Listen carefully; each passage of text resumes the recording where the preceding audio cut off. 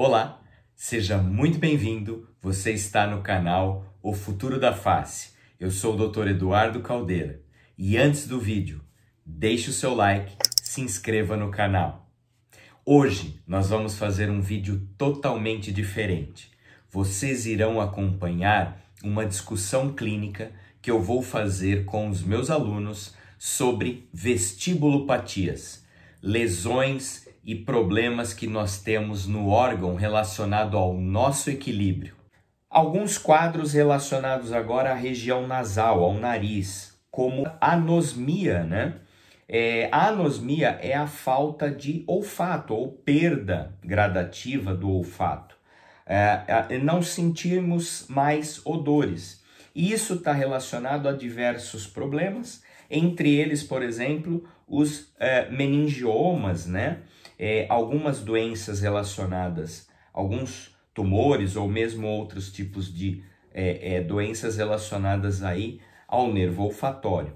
E, além disso, alguns quadros de secreção, por exemplo, a rinorreia licórica. Essas condições, elas podem também estarem relacionadas a quadros de vertigem, quadros de tontura. Vocês vão perceber que o paciente pode relatar nessas condições quadros de tonturas. Então, a gente sempre tem que lembrar dessas características aí relacionadas a esses quadros. Com relação à nossa orelha, então, sempre nós precisamos ficar atentos à perda auditiva.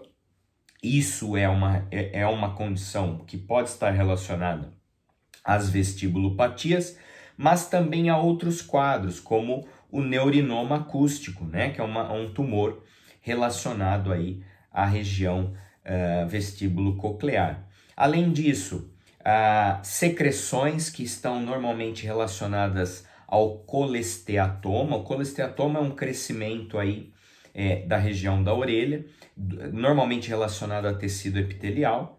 Então, isso também pode simular ou estar relacionado às vestibulopatias. A própria característica de zumbidos, então o paciente pode relatar queixa de zumbidos na orelha, e isso está relacionado à doença de Meyner, que também a gente já comentou com vocês.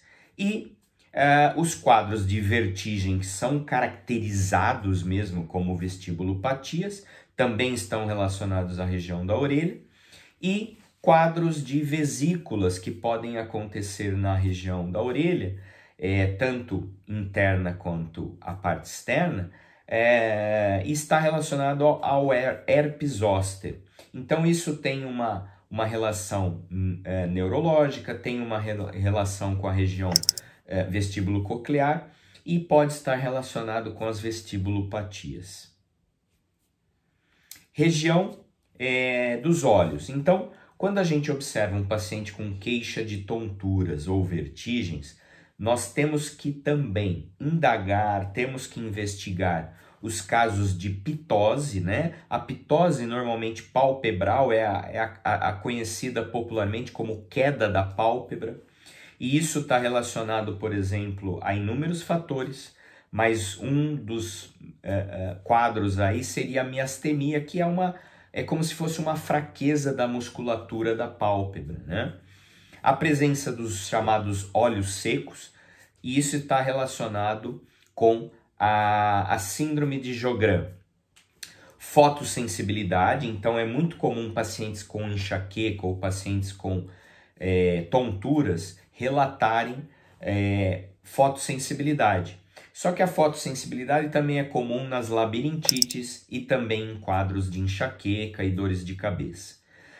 Dores no olho, então isso também é comum, que está relacionado tanto a quadros de tontura, quadros de vertigens, e podem estar relacionados com a neurite óptica, que é uma inflamação do nervo, né?